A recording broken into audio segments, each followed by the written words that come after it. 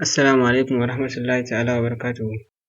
Jama'a barkanmu da warhaka, sannunmu da arzikin sake saduwa a wannan shafi namu na koyon HTML cikin harshen Hausa. Kamar yadda muka yi alƙawari za mu kawo muku darasi na uku a wannan shafi, to alhamdulillah mun samu dama na lokaci da za mu kawo muku wannan darasi.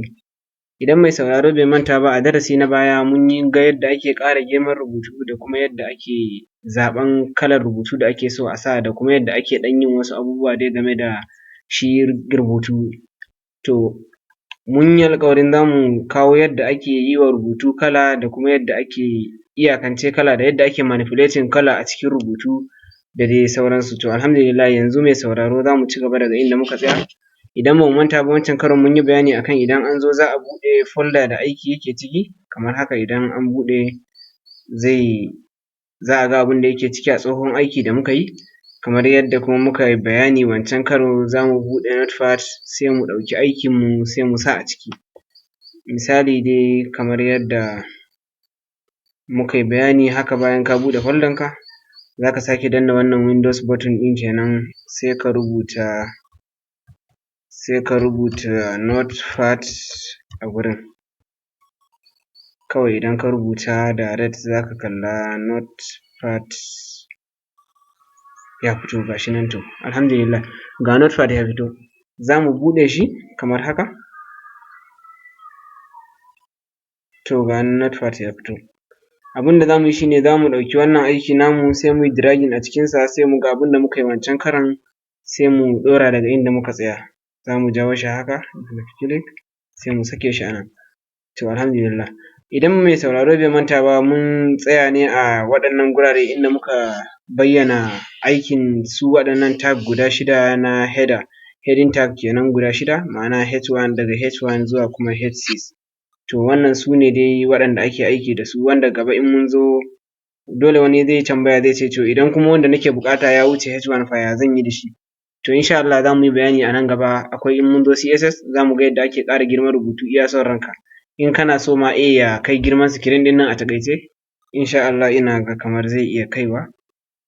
To abin da za mu yi dai za mu buɗe browser ne sai mu ga tsohon aikinmu wancan ya yi ne, yawwa to ga shi nan. Wannan dai in ba a manta ba a nan kowa idan ya buɗe browser sa wannan abin shi zai gani ya fito kamar haka. To the next thing abin da za mu yi shi ne za mu share waɗannan rubutu gaba ɗayansu. Tunda mun gane sai mu bar guda ɗaya ma'ana H1 kenan, sai mu share waɗannan gaba ɗaya.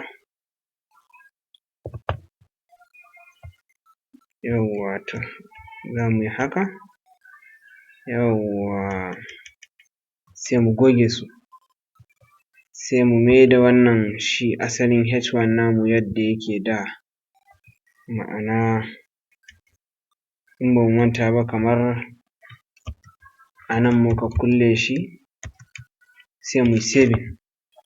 Yawwa za mu save aikinmu sai mu ga shin ya kasance.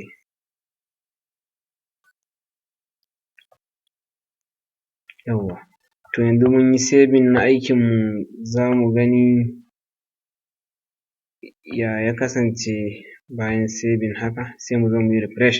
Ina tsammanin duk sauran za su tafi za su bar mu da wannan guda ɗayan da kuma a yanayin girmansa kamar na da. To alhamdulillah ga shi nan dai ya fito H1. Yanzu za mu goge wannan H1 da muke gani a nan gurin, haka za mu bar asalin rubutu tunda mun ce magana muke akan sa kala a rubutu. Bayan an yi saving sai a zo a yi refreshing. To alhamdulillah ga shi nan ya fito a yadda muke tsammaninsa. To kamar yadda muka sani duk wani command da za mu ba da a HTML za mu yi using tag ne domin shi ne iya abin da yake fahimta. To yanzu muna da wani tag kuma wanda ake ce ma color. To shi ya wannan tag yake? Mai karatu kar ya manta idan mun rubuta wannan tag sai ya yi ƙoƙari ya ainihin rubuta shi a paper ya ajiye a matsayin color tag, saboda wataran idan ya tashi amfani da color zai buɗe littafinsa, ma'ana dictionary kenan wanda yake jotting ɗin abin da muke yi, wanda yake rubuta ‘yan ababen da ba za a rasa ba, sai ya ɗauko tag na color sai ya yi aiki da shi a lokacin da yake buƙata. To sau tari yanzu idan asalin wanda ya san wannan abun ne ya ga muna aiki da wannan nufat zai ce muna shan wahala. To gaskiya a zahirin gaskiya yanzu za mu yi aiki da wannan ne saboda mai karatu ya fahimci mene ne basic na wannan abun, daga nan kuma za mu wuce za mu yi aiki da irin su ko visual studio code ko kuma sublime text, akwai kuma atom, wanda suna sauƙaƙewa wajen yin rubutu, wajen rubuta code duk da sun san asalin code da suke da closing tag, sun san code da suke da only kawai opening tag kawai, kuma sun san dokoki na HTML gaba ɗaya. To amma idan mun fahimci wannan a hakansa a kurman shi, ina ga zai taimaka mana wajen idan mun ga wancan mu gane shi. Insha Allah a can darasi na can gaba kaɗan bayan an ɗan fahimci yadda tags suke da yadda ake manipulating ɗinsu, za mu gwada aiki da sublime text saboda sauƙaƙe aiki. To mai karatu kar ya manta da rubuta abin da muke ƙoƙarin yi yanzu. Yawwa mai karatu kar ya manta da abin da muke ƙoƙarin yi yanzu, sai tag ɗin color yana nan kamar haka, kullum mun ce yana cikin greater than ne da kuma less than, sai mu je tsakiya sai mu ce ma'ana font. Font yana nufin baka specifying menene ba kenan, akwai font size, akwai font style, akwai kuma font color. To yanzu kuma za mu yi aiki da shi color ne. Yawwa kamar yadda muke gani color ya kamata a ce akwai wani kala specified wanda za mu gaya masa cewa ga irin kalan da zai sa, wanda za mu yi aiki da equal sign wadda muke cewa daidai da, yawwa a hausance, sai mu sa wannan abu da ake cewa ruwa biyu, yawwa kamar haka kenan, sai mu zo tsakiya, a nan tsakiya shi ne za mu rubuta asalin sunan kalan da muke buƙata. To mai karatu sai ya fahimta kowane tag yana da closing tag nashi, wanda duk wanda ba yi da shi za mu yi bayanin me yasa ba shi da shi insha Allah, kamar yadda shi color yana da shi, kuma za mu yi bayanin me yasa yake da shi. Yawwa idan an zo closing tag nashi ba tsawwalawa sai a ce font kawai, saboda ya san font ake nufi, shi wannan font ɗin da aka buɗe. To yanzu a nan gurin abin da yake faruwa shi ne, idan muka lura wannan font color da muka specifying tag nashi, wannan is an empty font color tag, sai kalan da muka sa a tsakiya shi ne zai appearing a cikin wannan tag ɗin kamar yadda muke gani. Abin da yake tsakiyan closing tag da opening tag na wannan font guda biyu waɗannan, kamar yadda wannan arrow yake ciki, sai mu ce wannan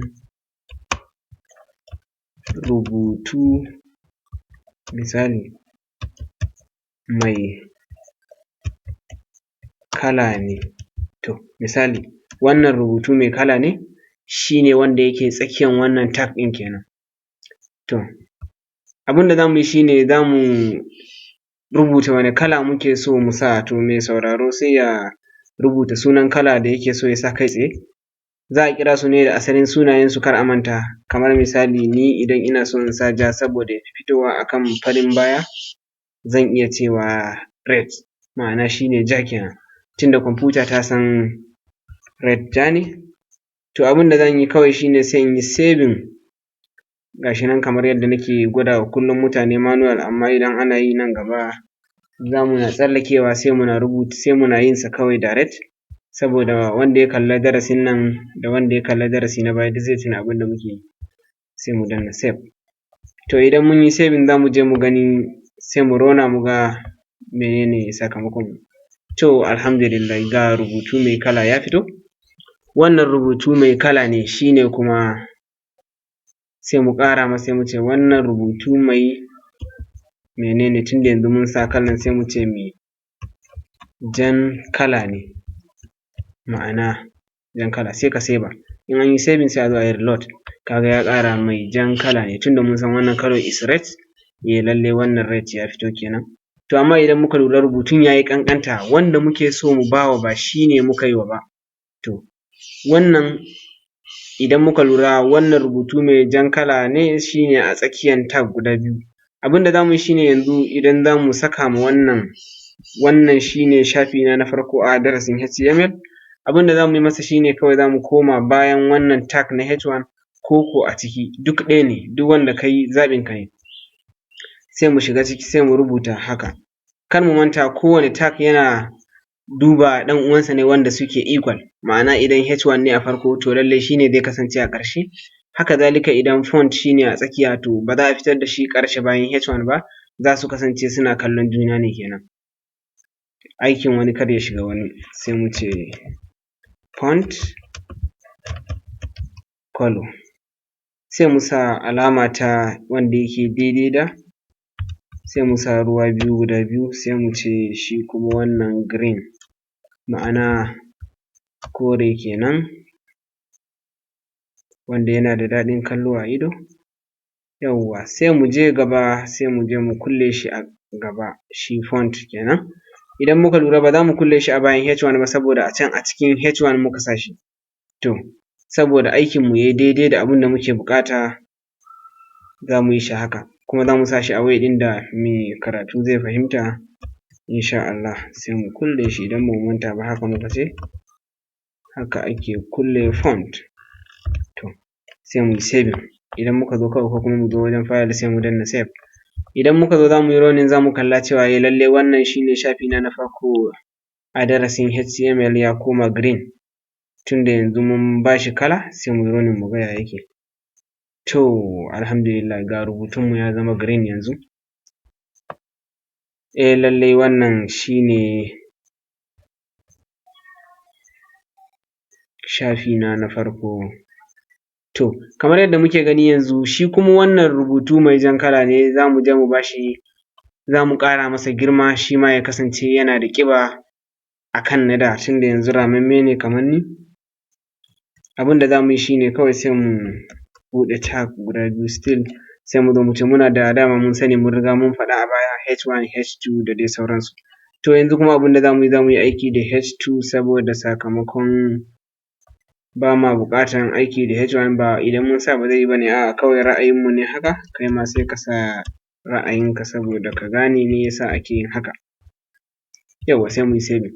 Idan ba mu manta ba mun ce kowane tag yana kusantar ɗan uwansa ne, kamar yadda yanzu H1 ya fi kusanci da H2, haka H2 ya fi kusanci kai da H2, sannan kuma font ya fi kusanci da font, ma'ana dai they are equal.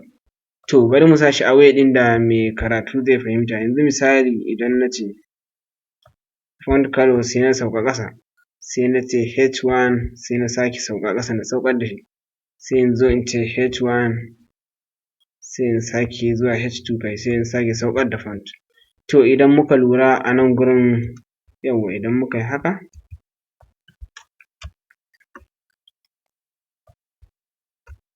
yawwa to yanzu za mu gani kowa yana kusa da ɗan uwansa. H1 ga shi nan kusa da H1, a ta baya kuma idan mun duba a sama lallai font ne yake kusa da font. To, yanzu idan mun save wannan za mu ga aikinsu iri ɗaya ne, amma kuma jan rubutu wannan rubutu mai jan kala ne ya ƙara girma. To, ga yadda rubutunmu ya kasance yanzu. To, abin da za mu yi shi ne yanzu za mu zaɓi rubutu sai mu musu gambal habaru, ma'ana za mu sassaɓa su kamar dai yadda tutan wasu ƙasashe yake. To, sakamakon shi wannan baya namu fari ne, to babu yadda za a yi mu yi tutan Najeriya saboda bayan shi allon namu fari ne, sakamakon tutan Najeriya akwai fari a cikinsa, za mu yi aiki da tutar wata ƙasa sai mu canja wa wannan rubutun kala, sai mu ga ya zai kasance. Kamar yadda muka yi bayani yanzu misali idan muka ɗauko wannan font muka sa shi kamar gatari ne za mu sa mu tsinka igiya daidai iya abin da muke buƙata. To, misali a ce yanzu mun ƙara yin wani rubutu a ƙasa, misali mu ce mun ba shi H1, sannan kuma ya kasance kowanne mu sa masa kala daban-daban, ko kuma mu ce to za mu buɗe H1 sai mu kulle H1 a nan, idan muka lura yanzu suna kusanci da juna da shi da ɗan uwansa, sai mu shiga tsakiya sai mu zana abin da muke so mu zana, sai mu ce yanzu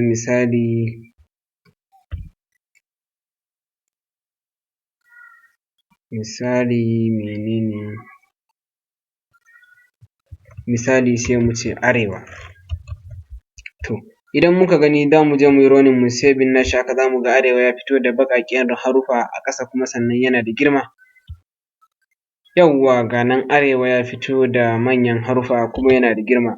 To idan muna so mu canja wa arewa kalo mun riga mun sani dama abin da muka yi aiki da shi a baya shi ne font kalo wanda yake canja launi kenan.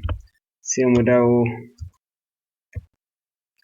bayan arewa sai mu ce to yanzu za mu rubuta font namu kalo wanda yake daidai da sai mu ce ja, wannan shi ne red kenan. To bari mu ga wani abu da muke so mu sanar da mutane shi ne wannan kowane abu yana da iyaka kamar yadda muka sani, idan an masa iyaka to zai tsaya a iya nan, haka zalika kamar ruwa ne idan ya zo ya samu hanya ya ƙare to lallai fa in dai yana da yawa zai yi ɓarna. To kowane abu ne za a masa iyaka saboda ya san matakinsa. Idan muka bar shi a haka to lallai in muka yi saving za mu kalli arewa ko da ba mu kulle ba arewa ya zamo ja, ko kuma yanzu mu ce blue tunda mun yi aiki da ja a baya misali, sai mu ce blue. Ya ake rubuta blue ne? Yawwa to ina tsammanin haka ne blue. Sai mu zo mu yi running mu gani, to ga nan arewa ya zama blue. To abin da za mu yi a nan shi ne za mu gane cewa shi wannan rubutu lallai blue ne, to meye idan ba mu kulle wannan tag ɗin ba me zai faru a ƙasa idan muna so mu yi wani rubutu? To za mu je can ƙasa sai mu sake cewa misali Kano tunda ita muke taƙama da ita a arewa misali, sai mu ce Kano. To idan muka yi saving a haka zai zamo ɗan ƙarami, amma kuma bari mu gani zai zama blue ne duk da yana waje, to wannan lallai wannan kala yana da ƙarfi. Ba a masa iyaka ba ya zai haɗa da Kano duk ya zamar da su blue, ka ga da arewa da Kano sun zama ‘yan gida ɗaya kenan. To kamar yadda muke gani ga shi nan arewa da Kano duk sun zama ‘yan gida ɗaya wajen kala, sannan ba a ma wa shi wannan iyaka ba. To ga wani abu, ga wani sirri da yake dangane da aiki da shi wannan font. To yanzu da a cikin haruffan Kano za mu zo mu samu tsakiyar wata kalma sai mu datse ta sai mu kulle wannan font ɗin, to iya nan zai ce lallai nan ne aka masa iyaka. Misali daga wajen ka za mu zo mu datse shi sai mu ce to lallai iyakanka kenan. To ina ga haka za mu yi sai mu ce font. To ga shi nan ina ga kamar sauran ba za su zama da kala ba tunda an musu iyaka an ware su an nuna musu wariyar launin fata, to lallai su ba za su kasance suna da kala ba. Bari mu gani bayan ka yi saving, kar a manta duk aikin da aka yi ana saving ne saboda kwamfuta ta ji cewa lallai an gamsu da wannan aiki sannan kuma ana so a ga sakamakon shi. Yanzu za mu duba mu gani, to fa ga nan Kano lallai Kano ya zama Gambal Habaru ya zama kala biyu kenan. Yanzu bari mu sa masa H1 saboda ya zamo babba sosai ta yadda kowa zai gan shi. To na riga na yi saving fa, to ga nan Kano ya zama wani abun da ya zama yanzu. Hakan yana nuna mana cewa kenan duk inda muke so mu dakatar da wannan rubutu za mu je daidai gurin ne kawai sai mu rubuta font na kullewa, to iyakarsa kenan. Haka zalika H1 idan ba a kulle shi ba shi ma yakan ba da irin wannan matsala, zai tattara gaba ɗaya ne sai ya musu jam'i kenan, sai ya ɗauka duk cewa aka yi ya musu aiki guda ɗaya. To yanzu za mu ɗauke wannan font namu sai mu yi sama da shi, sai mu mai da shi nan gurin misali, za mu dawo da shi nan. To yanzu ga shi nan a nan ni na riga na danna saving nawa, kai ma sai in kwatanta maka yadda za ka yi naka idan ba ka gane me nake dannawa ba sai ka danna save. Yanzu za mu yi running sai mu gani lallai Kano ya zama baƙi yanzu arewa kuma blue ne. To hanya mafi sauƙi da za mu fi gane yadda waɗannan abubuwa suke tafiya shi ne kamar yanzu misali idan wannan ya zamo mun kulle shi H1 ba, to idan mun zo nan mun ba da kala daban-daban misali za mu yi shi a gurguje tunda yanzu an fahimci mene ne. sai mu ce nan misali red. To kar mu manta nan gurin shi ne red za mu yi wa iya wannan kalma ce ita ɗaya, za ku ga yadda za mu rarraba abun saboda ya ba mu kala daban-daban. Yanzu za mu kulle shi a nan gurin. To za mu sake buɗewa kamar yadda kuke gani, misali za mu sake buɗe shi wannan font color ɗin, sai mu ce misali wani kala ne ma za mu bada, to dai mu ce red ba, sai mu ce to green wa A kenan, shi wannan A shi kaɗai, sai mu sake zuwa mu kulle a tsakiya,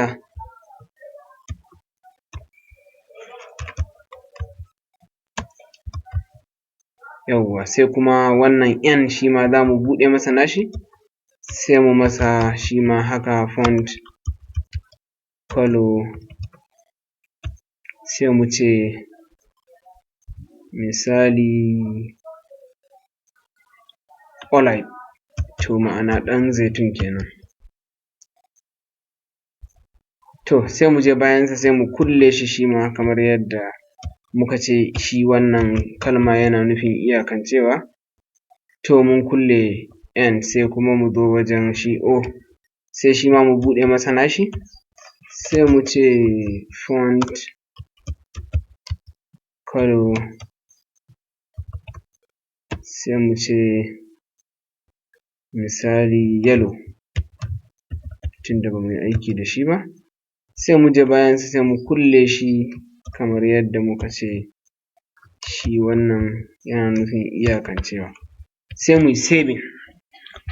To kamar yadda muke gani yanzu mun save aikinmu, mun rarraba shi daban-daban, muna da ja, muna da kore, muna da shi kalan zaitun ma'ana olive kenan, sannan kuma muna da yellow. Ya danganta da sunan kalan da ka saka duk zai ɗauka idan dai har wannan kala ya tabbata akwai shi. To sai mu zo mu yi saving, ma'ana yawwa sai mu zo mu duba ya aikinmu ya kasance. To alhamdulillahi ga shi nan yanzu mun gani kala ya canju a rubutu, kowane harafi mun ba shi kala. To wannan shi ne sirrin da yake ƙarƙashin manipulating na rubutu, sannan kuma yadda ake iyakance rubutu da yadda ake masa jam'i. To ina ga a darasi na gaba insha Allah abin da za mu yi shi ne, tunda an fahimci wannan, za mu yi bayani a kan yadda shi wannan rubutu ake sake masa kwalliya, misali ko ko za mu tafi kai tsaye ne wajen yi wa shi allo fenti, ma'ana shi bayan wannan allo da muke gani fari, lallai wani ba haka yake buƙatansa ba, to lallai ana buƙata a canja shi. To insha Allah za mu yi bayani a kan yadda ake canja shi wannan kala na baya, sannan kuma a canja rubutun cikinsa ta yadda zai ba da ma'ana sosai. A saurare mu a darasi na gaba, darasi na 4 kenan, wanda insha Allahu zai zo ba da jimawa ba. Za mu ga yadda ake canja rubutun, za mu ga yadda ake canja wa allo fenti, sannan kuma a sa masa rubutu wanda ya dace da shi wannan fenti, ko ko yadda dai mai karatu yake da buƙatan kayansa, tunda ba tilas za a masa ya dinga yin wasu abubuwa ba, ana dai koyawa ne yadda kowa zai yi abin da ransa yake so, saboda kowa da irin baiwar da Allah ya masa. To a biyo mu a darasi na gaba insha Allah, inda za mu yi bayani a kan yadda ake canja allo, wanda ake canja rubutun bayan allo, ma'ana background kenan a turance, background color insha Allah, da kuma wasu abubuwa da suka dangance shi. Mun gode da lokacinku gare mu, kar a manta da subscribe domin samun sabbin shirye-shiryenmu wadda za su zo muku nan gaba insha Allah, wanda muna fatan za ku ji daɗin kasancewa tare da mu insha Allah a shirye-shirye masu zuwa, da kuma wanda muke ƙoƙarin shirya muku a ƙasa. Bayan waɗannan akwai abubuwa da muka tanada musamman wa masu sha'awar harkar kwamfuta, wadda abubuwa ne wadda za su ba ku mamaki ƙwarai da gaske, sannan kuma za ku iya ɗaukansu matsayin sana'a ga wanda ba su da cikakkiyar lafiya da za su fita su je su yi aikin ƙarfi. ina ga tunda hanyar neman abincin kowa daban ne, insha Allah idan mun yi kowa zai fahimta, sannan kuma ya fi wa wasu sauƙi, su idan sun fahimta za su yi aiki da shi, insha Allah za a ci moriyar abun. A kasance tare da mu a darasi na gaba. Mun gode.